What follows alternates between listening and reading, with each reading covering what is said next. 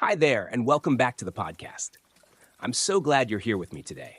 Whether you're a regular listener or this is your very first time tuning in, thank you for making space in your day to be present.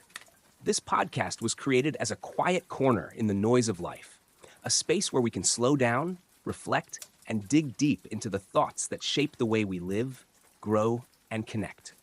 Every episode is an invitation to pause, breathe, and take a closer look at what truly matters. Today, we're diving into a question that's been asked in countless ways, across generations, cultures, and coffee shop conversations. What makes us truly successful in life? Not just by society's standards, money, titles, recognition, but on a deeper, more personal level. What gives our lives meaning? What helps us grow into the people we're meant to be? For some, it's about achievement. For others, it's about connection. But is it really a choice between the two? Or is there something more nuanced happening underneath? If you've ever felt caught between building your own strength and nurturing your relationships, between working on yourself and investing in others, then this episode is for you.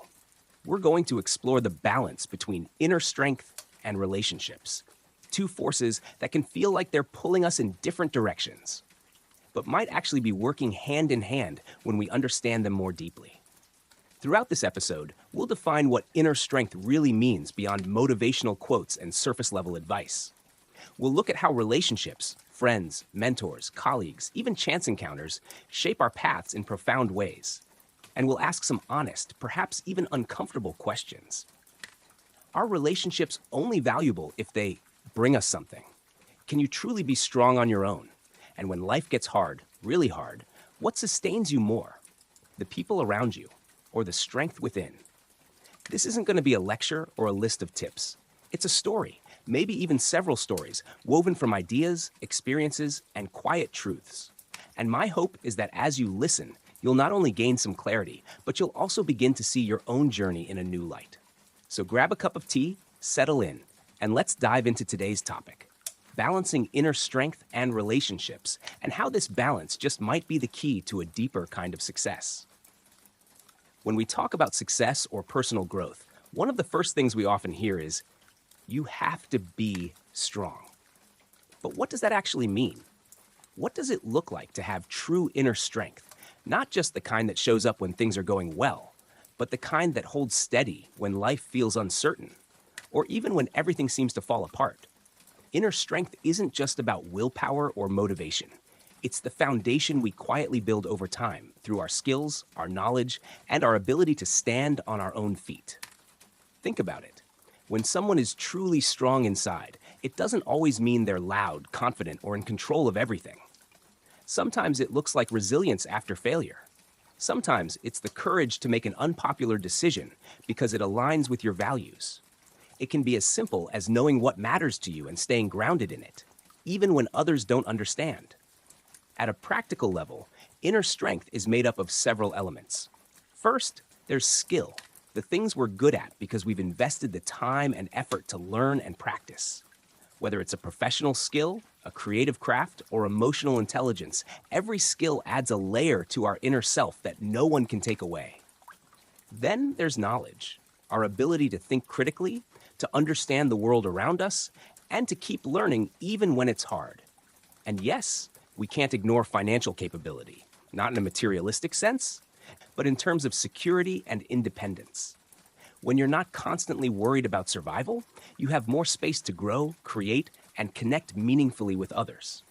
But inner strength also includes the quieter, less visible things, like how we talk to ourselves when no one's listening, like how we handle failure, or how we respond when things don't go according to plan.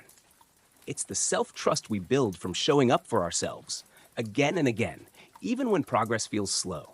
You might ask yourself, do I know who I am without applause, without validation? That's a powerful place to start. Now, on the other side of the coin, we have relationships, our connections to others. And just like inner strength, not all relationships are created equal. Some are surface level, while others run deep. Some give us energy, others drain it. But in the context of growth and success, relationships can be incredibly powerful. the right conversation at the right time can shift your entire perspective. One person believing in you can unlock a level of confidence you didn't know you had. Human beings are wired for connection, and no matter how strong we are inside, we are not meant to do life entirely alone. When we talk about relationships here, we're not just counting how many people are in your contact list or how many likes you get on a post. We're talking about the quality of your relationships. Do you have people around you who challenge you, support you, and truly see you? Do your connections nourish your growth, or do they hold you back? And yes, quantity can matter too, depending on your goals. If you're building a business, for example, having a wide network might open doors. If you're going through something personal, even just one safe, genuine connection can make all the difference. So what we're really looking at here is the interplay between the internal and the external, between the self we're building and the people we're building it alongside. Neither one exists in a vacuum. A person with strong inner foundations but no meaningful relationships might struggle to feel connected or seen.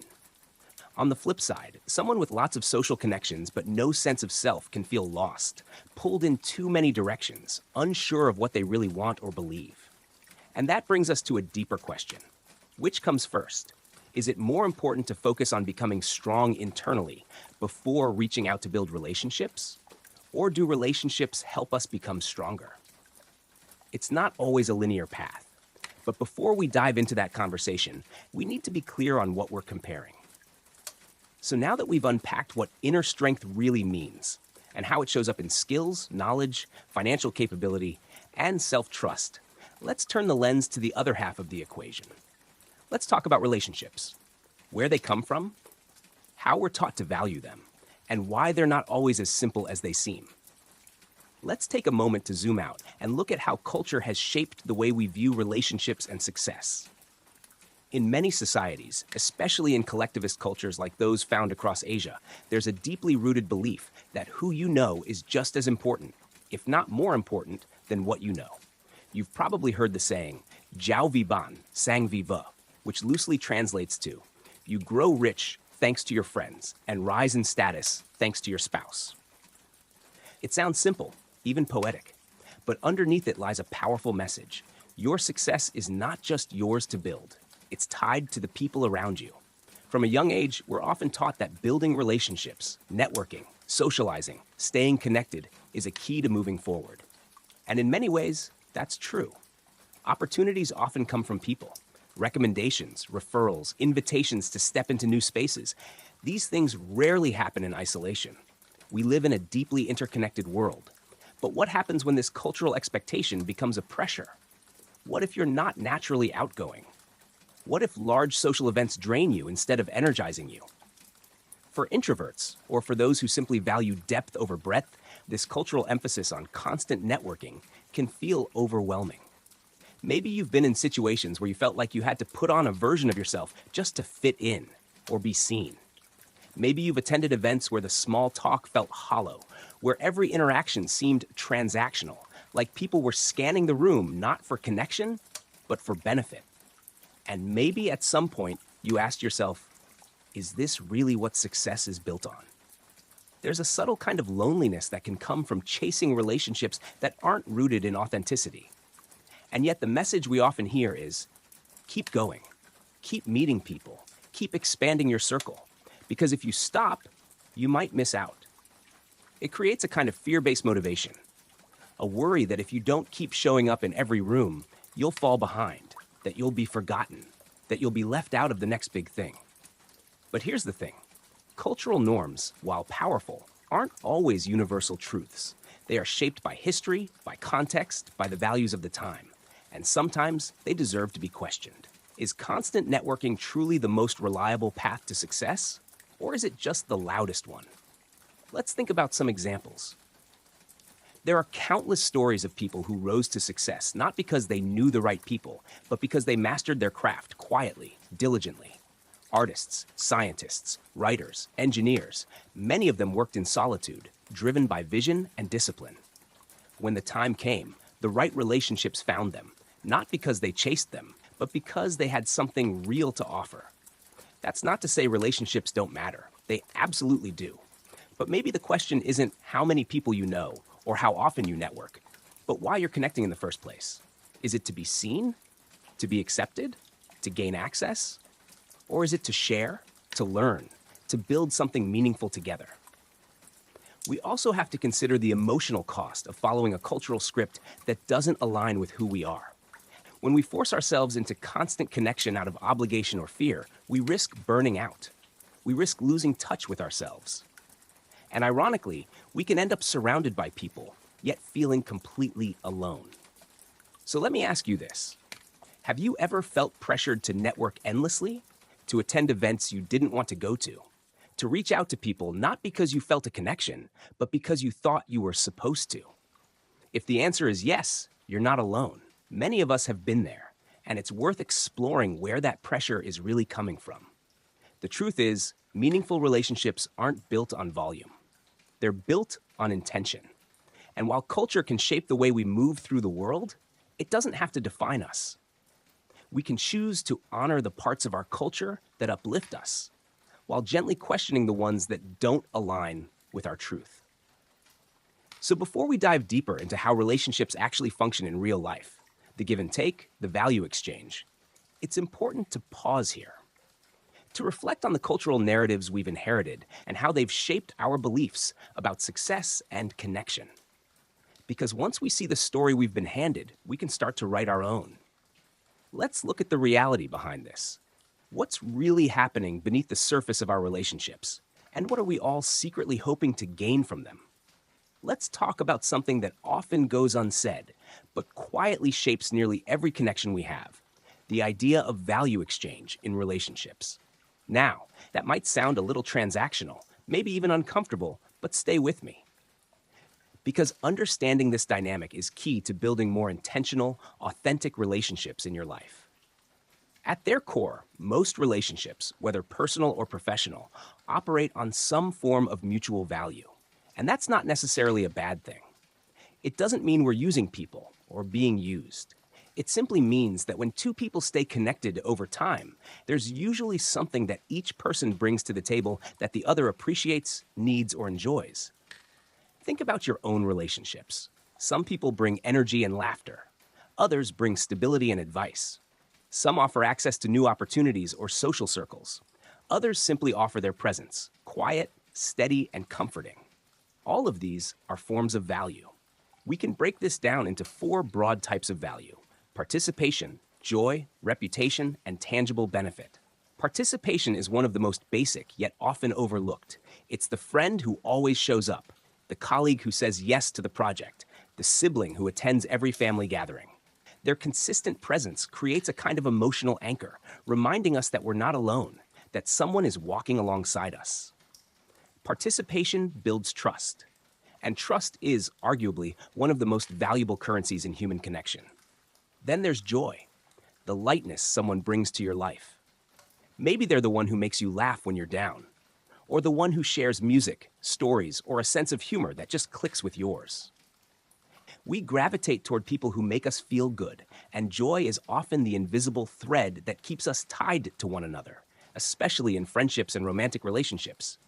Reputation is a bit more complex, but equally powerful. Sometimes we associate with people because of how they make us look or feel by association. That might sound superficial, but it's deeply human. We're wired to seek belonging, and being seen in certain circles can boost our sense of status or identity. Whether it's networking with high achievers, being close to someone respected in the community, or even just posting photos with a popular group, reputation plays a quiet but significant role in many of our social decisions. And then we have tangible benefit, which is often the easiest to recognize. This might look like a business contact, a job referral, a helping hand during a move, or even financial support. These are the favors, the resources, the actions that have a clear material impact. And while this kind of value is the most obvious, it's also the most easily misunderstood. Because when it becomes the only reason for connection, the relationship often begins to feel hollow. Now, here's the truth that can sting a little. Most of our relationships involve at least one of these value types, often more. And again, that's not a bad thing. Human connection is built on reciprocity. We give, we receive. We lean on each other. We offer support and seek support in return. The problem arises when this exchange becomes unbalanced or when it's based entirely on self-interest. You might be wondering, isn't it possible to have a relationship that's purely selfless? One where we give without expecting anything in return? And yes, those relationships do exist, but they're rare. Truly selfless love, friendship, or mentorship is a gift. It shows up in moments of crisis, in acts of service, in the quiet sacrifices people make without ever mentioning them. But even in these moments, there's often still a subtle exchange happening, perhaps not of material things, but of meaning, connection, and purpose. Think of a parent caring for a child. On the surface, it may look one-sided. But for many parents, the act of giving care brings a deep emotional return. Love, legacy, fulfillment. The same goes for teachers, caregivers, or mentors. Even when they give freely, there's often a quiet hope that their effort will make a difference, that it will be remembered, that it matters. So instead of denying the role of value in our relationships, maybe we should ask a different question. What value do I bring to my relationships? Am I showing up with presence, with kindness, with consistency? Am I offering insight, joy, encouragement, or simply a listening ear? And on the flip side, what value am I seeking from others? Is it affirmation? Is it opportunity? Is it comfort or connection? There's no shame in answering these questions honestly. In fact, doing so can help you align your relationships with your values and avoid disappointment or resentment when things don't go the way you hoped. Because when you know what you're offering and what you're receiving, you're less likely to fall into unhealthy patterns. You're less likely to feel taken for granted or to take someone else for granted. Relationships become more conscious, more honest, and ultimately more fulfilling. But this brings us to a deeper and perhaps more uncomfortable question. Are all relationships transactional? Are we all just trading pieces of ourselves for what we need in return? Let's take a breath here. Because while value is a real part of connection, it's not the whole picture. In the next section, we'll explore the possibility that relationships can become more than transactions. That when built on a foundation of inner strength, alignment, and shared purpose, they can evolve into something richer, something rooted not in what we gain, but in who we become through each other. Let's talk about what it means to prioritize inner strength and how that choice can transform not only the relationships we build, but the kind of life we create for ourselves. Have you ever stopped to consider what would happen if, instead of constantly focusing on building your network or chasing external validation, you put your energy into strengthening yourself first? What if you prioritized your own skills, knowledge, and personal growth before trying to expand your circle? This idea, prioritizing inner strength, is at the heart of lasting success and meaningful relationships. Inner strength isn't just some vague concept or feel-good cliche. It's concrete. It's the skills you build through consistent effort, the knowledge you acquire through learning, and the confidence that grows from overcoming challenges. Think about it like this. When you invest in yourself, you're creating a solid foundation that can support not only your own ambitions, but also the connections you want to foster. Why focus on inner strength first? Because relationships built on shaky ground tend to crumble when tested. If you rely solely on others for support, approval, or opportunities, you might find yourself vulnerable or dependent. But when you come from a place of competence and confidence, you naturally attract people who respect and value you, not just for what you can do for them, but for who you are. Imagine a skilled musician who's practiced tirelessly, mastering their craft. When they walk into a room, people listen. Doors open. Collaborations happen organically. Their inner strength, the talent, dedication, and self-belief creates an invisible magnetic field. This attracts quality relationships, mentors, collaborators, fans, and friends who appreciate authenticity and excellence. It works the same in business, personal life, and even casual social settings. Take the example of someone who invests in learning a new language. Beyond the obvious skill gained, this inner strength signals curiosity, dedication, and openness. Suddenly, new communities become accessible, friendships form more naturally, and opportunities arise that wouldn't have existed otherwise. Focusing on yourself first also means developing emotional resilience, another form of inner strength. Life will throw curveballs, and relationships will face challenges. When you have emotional stability and self-awareness, you can navigate conflicts with grace, communicate more clearly, and build trust more deeply. This maturity isn't something you can fake. It's earned through introspection, experience, and self-care. So, what if instead of asking, "Who can help me?" or "Who do I need to know?" you asked, "What can I offer? What skills can I develop? How can I become the best version of myself?" This shift in mindset changes everything. You stop chasing external validation and start cultivating internal resources. Let me share a practical example. Consider a young professional named Lynn. Early in her career, she focused heavily on networking events, trying to meet as many people as possible.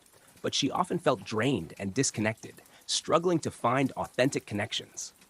Then, she shifted her focus inward, taking courses to improve her expertise, dedicating time to personal development, and building confidence in her abilities. As she grew stronger inside, her relationships transformed. People sought her out for advice and collaboration, and her network naturally expanded. Not because she chased it, but because her inner strength attracted genuine connections. Another story is about David, an entrepreneur who spent years trying to leverage contacts for quick wins. Over time, he realized this approach left him feeling isolated and transactional. He decided to invest in himself first, learning leadership, improving communication skills, and cultivating patience. With this inner foundation, his business relationships deepened, partnerships became more meaningful, and success followed more sustainably. These examples highlight a simple truth. When you build yourself up first, the right relationships come to you. It's not about isolating yourself or rejecting social connections, but about creating a strong you that can engage with others from a place of strength and authenticity. So, what if you focused on yourself first? What skills would you cultivate? What knowledge would you seek? What habits would you build? And how might your relationships change if you showed up as the best version of yourself, confident, capable, and grounded? This approach doesn't just benefit you, it creates a ripple effect. Your growth inspires others, encourages mutual respect, and builds communities rooted in genuine value rather than convenience or necessity. Now, let's see this in action with some more examples and explore how prioritizing inner strength truly transforms the way we connect with the world around us. As we wrap up today's conversation, let's take a moment to reflect on the key insights we've explored together. Inner strength is not just a buzzword. It's the foundation of lasting success and authentic relationships. It's the skills you develop, the knowledge you gain, and the resilience you build over time. When you invest in yourself first, you don't just grow. You attract meaningful connections that enrich your life in ways that surface-level networking simply cannot. But remember, it's not about choosing one over the other. The balance between inner strength and relationships is where true fulfillment lies. Developing your own capabilities creates a solid platform from which genuine, mutually rewarding relationships naturally emerge. This balance fosters both personal growth and a supportive community, giving you the best of both worlds. So, I encourage you to ask yourself, how will you start building your inner strength today? What small step can you take right now to invest in your skills, your knowledge, or your emotional resilience? It might be reading a book, setting a new goal, or simply pausing to reflect on your values and priorities. Whatever it is, remember that growth is a journey, and every step forward counts. If you found value in this episode, please take a moment to share it with someone who might benefit. Your support helps us reach more listeners who are on their own path to growth and connection. Don't forget to like and subscribe so you won't miss future episodes filled with inspiration and practical advice to help you thrive. Thank you so much for joining me today. I'm truly grateful to walk alongside you on this journey toward inner strength and meaningful relationships. Until next time, take care and keep growing. See you soon.